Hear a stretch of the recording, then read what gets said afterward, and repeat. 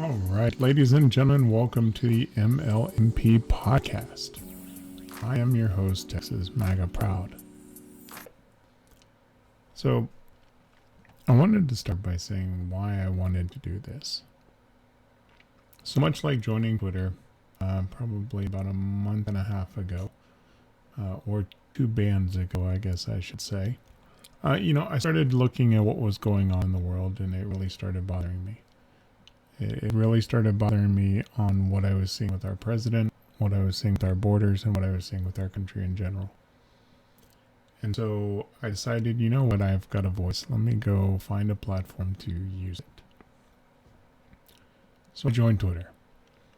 And within a very short time, actually within a week and a half, I was up over 1,000 followers, and I was getting in touch with people that had the same view that I did. And it was very welcoming.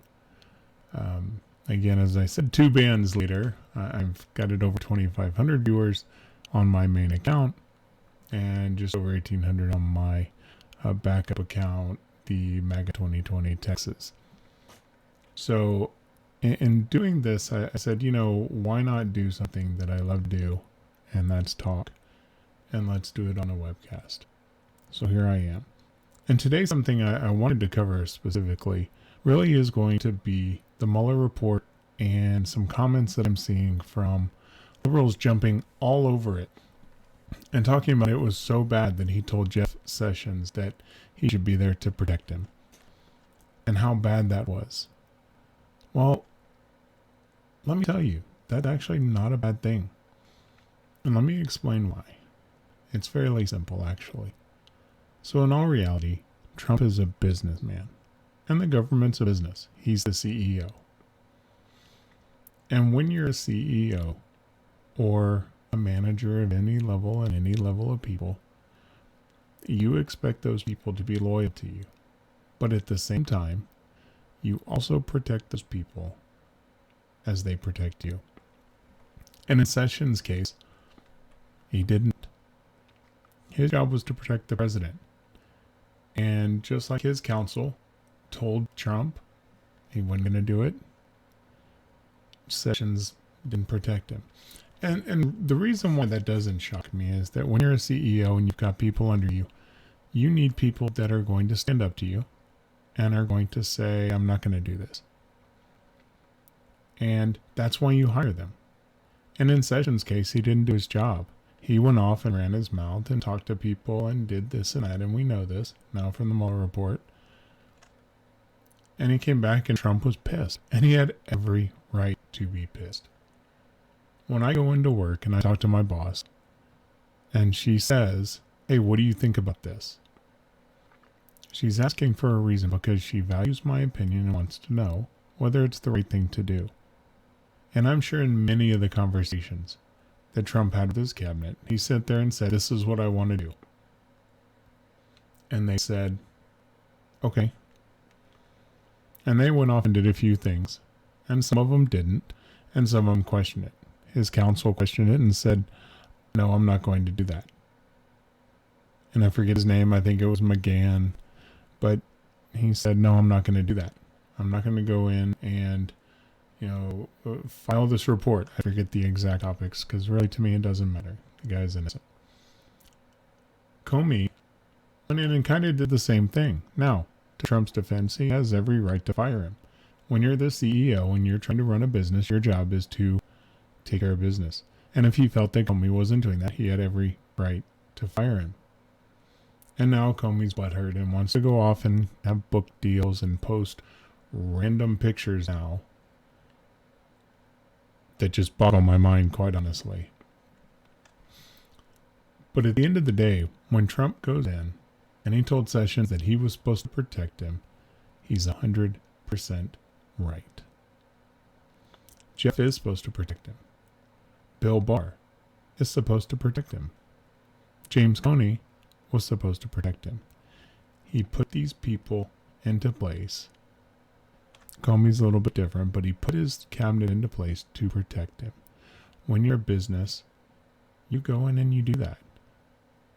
I would first, if I was Giuliani going in when they're going to start talking about impeachment, And I would ask each of them, why do you have your team?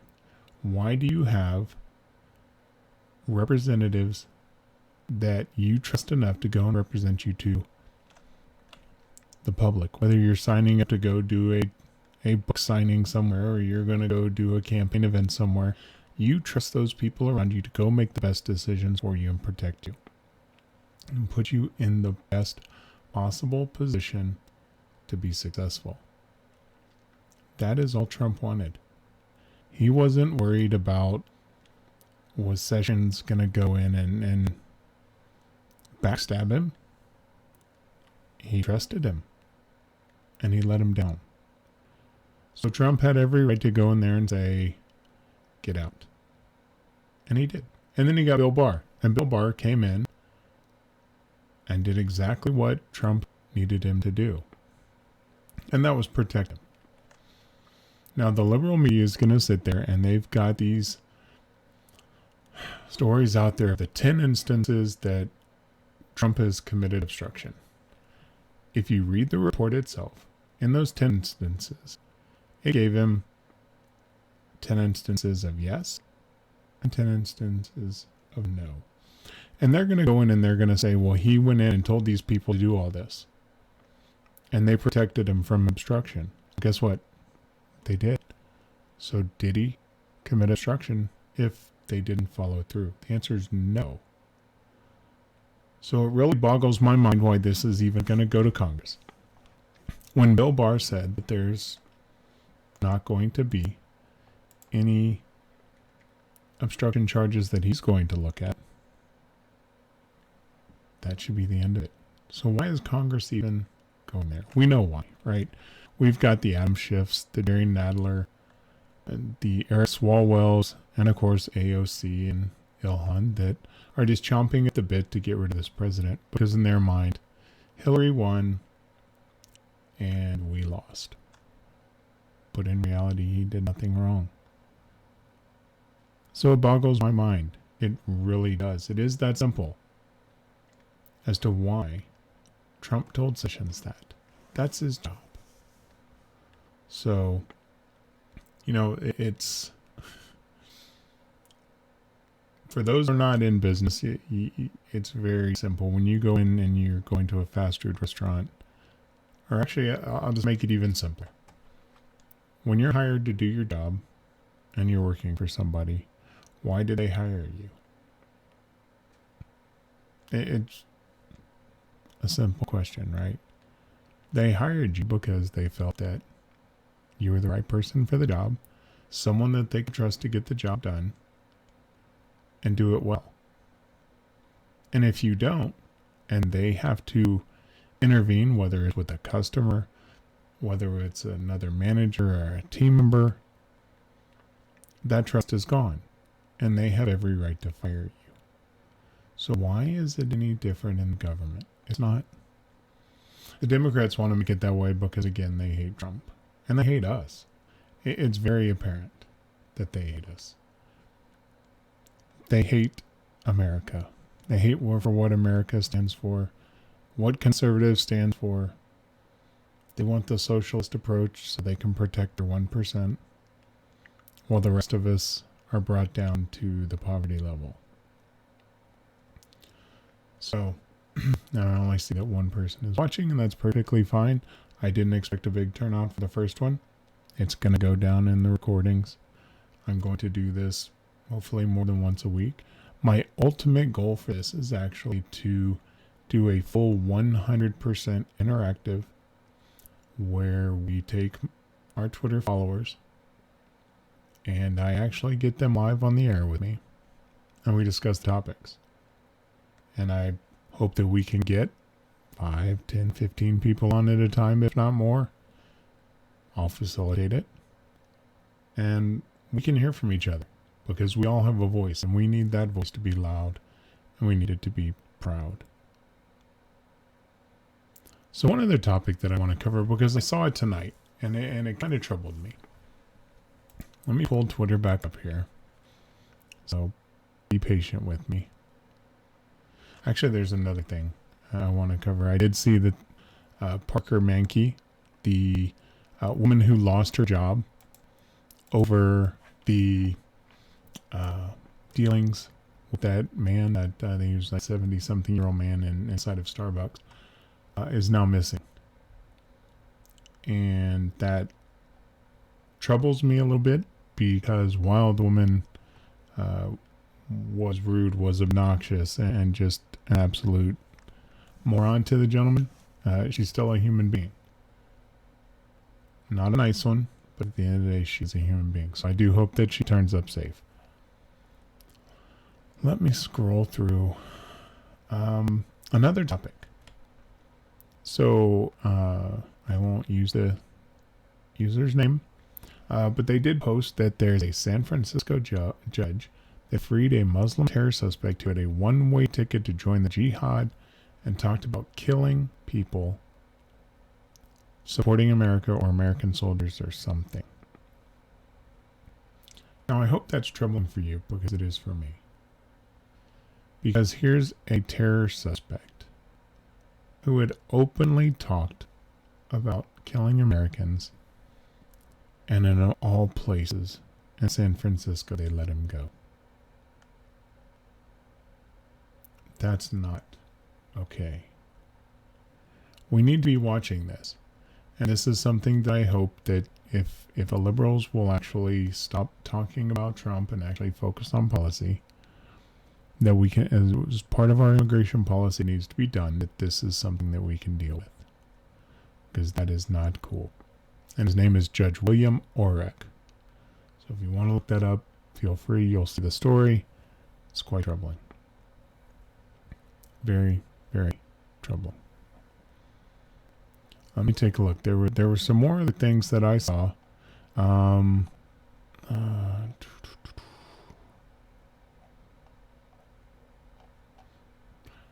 of them that actually made me chuckle a little bit was the fact that Rashida Tlaib, and I'm going to pronounce her name wrong most likely, but launched, and she wanted to do a hunger strike in order for ICE to be shut down. Now, what I find very humorous in this is that it's not a, hey, I want to go shut down. It's, what is the most dramatic way possible that I can go in and get attention to do this, much like AOC with the Green New Deal? What is the most asinine way that I can go in and get attention for something that I want to be talking about? So instead of merely just going in front of Congress and saying, hey, I want to talk about this, and debating it like normal human beings would do, what does she do? I'm going to go on a hunger strike. Good luck, Rashida. There's some other things, and I'm going to go through them one by one. I didn't want to necessarily, make this where I'm going to go talk for an hour about one thing. I'm going to cover it. And I should have prefaced this with my ADHD will bounce my brain around. But at the same time, I use it to my advantage, and that's what I love about Twitter, is my head spins around, and it all makes sense to me. So I can jump from topic to topic. So forgive me as you're watching this video or watching live, you will see me jump around. So another thing that I saw, and I think I'm coming close to it again. Oh, actually, yes. Let's talk about Eric Swalwell, because this guy cracks me up. Because I'm seeing going left and right, asking for money for him to join the stage. And it cracks me up. When you're running for a position, much like the presidency, to me, you can go out there and you can have campaign financing events and campaign fundraising. Sorry, as you can see, I'm a little tired here. Fundraising events to get that money, but I see him doing it online. And one of the things that he said that really bothered me was, give me $5. And he calls it 5 for 45. So essentially, he wants us to give him $5 to go after the president. Is that a physical threat, Eric? That didn't make any sense to me. So, my response is very simple to Eric. And your response actually should be to him too. If you're not aware, his net worth is between negative 10,000 and negative $100,000. Let's think about that. Here's a guy that's running for president that can't even manage his own money. Now, I'm definitely not one to go in and judge people on their finances. I definitely have my my issues with it. But when you're running for president, your book should be in order. So to have a negative 10,000 and negative 100,000 net worth bothers me. And it should bother you. Is this the guy you really want balancing budget? How do we know what his campaign financing is going to go to? So that just rubs me the wrong way. And he does it with those stupid little things. So today it was 5 for 45. Yesterday I think it was $1 could buy you a half bag of chips, or it could save us from a crumbling government.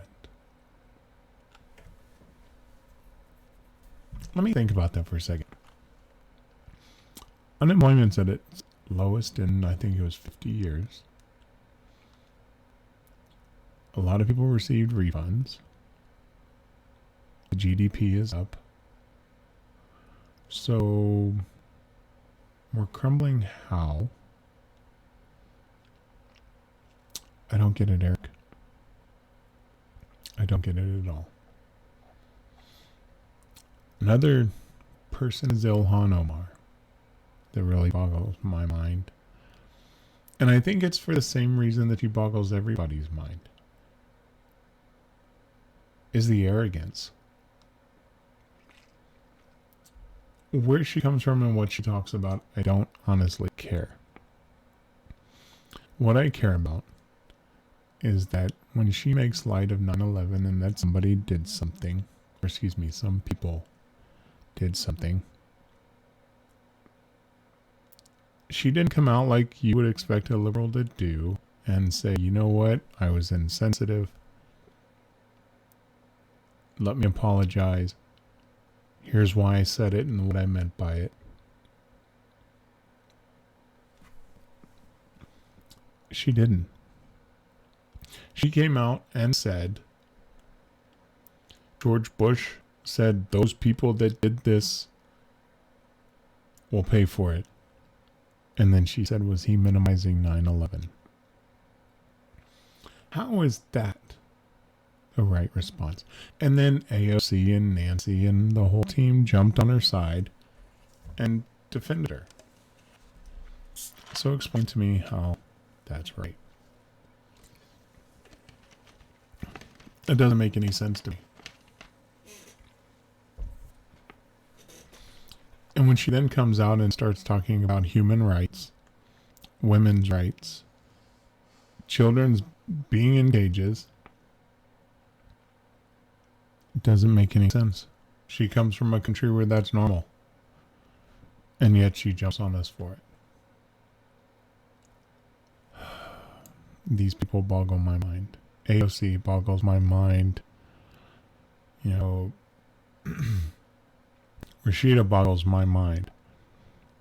Ilhan, and the list goes on, and I know they boggle you. Cory Booker, Kamala Harris, all just boggle my mind.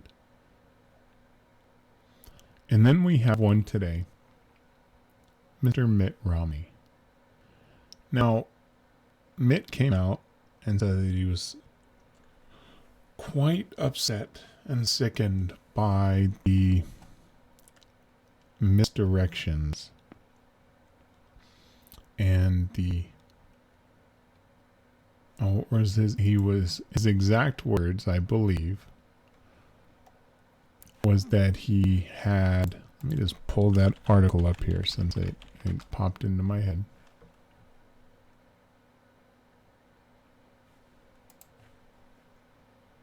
He's sickened at the extent of pervasiveness and dishonesty. Let me stop that there. Sorry about that. The pervasiveness and dishonesty and misdirection. He was happy that the president didn't conspire, though. What cracks me up about this is, just as I started at the beginning of this, there's a reason that the president said what he said to Sessions, what he said to Comey, what he asked everybody in his office to do. Well, he's the CEO of a company, and he was asking for people to go do something, and in some cases they didn't do it. And ultimately, he let go of a few of them. Some of them are still there. But he's the CEO. And I would have thought Mitt would have understood that, having been CEO and everything of Bain Capital. You know, and being a savior. Every time they brought him back, you know, he was there to save it. But that just... I don't get it. Let me think about what other topics. There were a couple of them that, again, I wanted to get to, but this being my first webcast and really not knowing what to expect or cover, or how many people would show up or not show up, I wanted to jump out there and see. And right now we're about at 20 minutes. Here's another topic. You know, I'd really like to know whether it's in... you can hit me back up on Twitter at either Texas MAGA Proud or MAGA 2020 Texas, which is what my current one is until I'm unlocked in an hour and 1 day and 15 hours. But I really want to know your thoughts, because you have Eric Holder that's out there and talking about how William Barr just did such a disservice. And yet, Eric, now to Eric's credit, this is the difference between Sessions and Eric Holder. Is Eric Holder said, I'm still the president's wingman, so I'm there with my boy. Now, I don't expect William Barr to come out and say, I was with the president and that's my boy. I don't expect that. He has more class than Holder does. But that's what I'm talking about, protection. And that's exactly what he did. So it doesn't baffle me, because Holder's just a jackass. But for him to come out and criticize Barr when he did the exact same thing with Obama doesn't sit right. I get it. You're Obama's boy, bitch, and boy. Sorry. I confuse the two sometimes there, Eric. These people, and just their blatant ability to come out and misdirect and lie to the American people really gets me. Now, the last thing I'm going to cover, I didn't have as many people come in as I wanted, but that's okay. I didn't expect it. Is something, and I'll end it on a happy note. And that is when you have a company like CNN that comes out and blatantly says, excuse me, that's the other reason I probably need to end it. When CNN comes out and says the Mueller report looks bad for Barack Obama, that's bad. The Mueller report flatly states that Russia began interfering in American democracy in 2014. And then all of a sudden, we see it in the election. And they knew about it. And Lynch and everybody didn't do anything. In fact, in the CNN article itself, it says and I quote, "In 2016, Obama's National Security Advisor, Susan Rice, told her staff to stand down and knock it off as they drew up plans to strike back against the Russians." And it says, why did Obama go soft on Russia? My opinion is that it was because he was singularly focused on the deal with Iran. He wanted Putin in there. And so to stand up to him for the election interference, it would have upset that negotiation. So that's funny. So what we're hearing there is that CNN of all companies and all news outlets is saying that Obama put another country ahead of the U.S. Now, I know that's shocking, right? A liberal doing that and putting the Americans on first. But that to me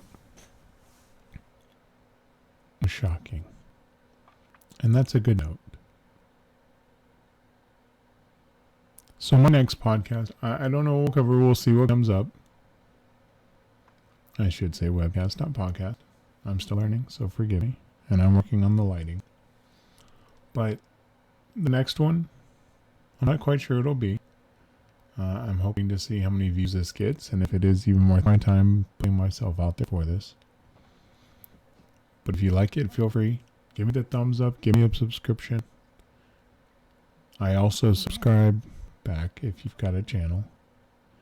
I also, in my spare time, the little that I do have between family, Twitter, and some other projects I'm working on, is I do have a gaming channel that I stream now and then. One of those nice stress reliefs. So as I get into that, you may see me on there, and I'll connect the channels. But for now, I want you to remember this. When we wake up, we're waking up to a president that believes in us, that has put his faith in us as the American people to do what's right. We're going to have the haters, and we're going to have those that want to hold us down. We can't. And I go back to the famous speech that Bill Pullman gave at Independence Day. And I actually ended my last podcast that's out on my website at www.wheredidamericago.com. So I'm actually going to pull that up because it's such a great speech. And if you really think about it, the part that gets me is that it can be really about anything. So I'm going to close it, and this is the speech that he gave towards the end of the movie. And he stands up on that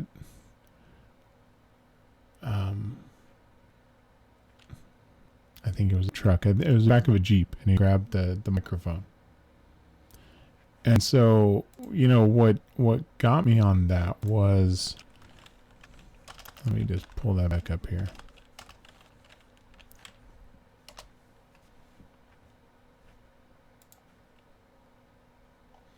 So when he stood back up there, right, and he's sitting there talking to him, and he starts off, and you're just sitting there going, yes, yes. And I started thinking about the other day when I started thinking about the Mueller Report and what it showed and what they were trying to do. Let me read it and just let yourself think about it and how that still applies today to liberals, to Islamic extremists. And he says, "Good morning. In less than an hour, aircraft from here will join others from around the world, and you will be launching the largest aerial battle in the history of mankind." Mankind. That word should have a new meaning for all of us today. We can't be consumed by our petty differences anymore. We will be united in our common interest. Perhaps it's fate that today is the 4th of July, and you will once again be fighting for our freedom. Not from tyranny, oppression, and persecution, but from annihilation. We're fighting for our right to live, to exist. And should we win the day, the 4th of July will no longer be known as an American holiday, but as the day when the world declare in one voice, we will not go quietly into the night, we will not vanish without a fight. We're going to live on. We're going to survive. Today, we celebrate our Independence Day. That strikes with me more than ever today. Because we are fighting for our freedom. We are fighting oppression. And in some cases, the Islamic extremists, we're fighting against persecution and annihilation. We are fighting for our right to live, our right to exist. And so today we need to stand up. And yesterday to me was a new Independence Day because we stood up and said we're not going to take it. The man is innocent. And even CNN had to admit it. So I will close it with that. As I said, if you liked the video, feel free, give me a thumbs up and subscribe if you didn't. All that I ask is you let me know what I can do to improve it. But until then, be loud, be proud, be MAGA.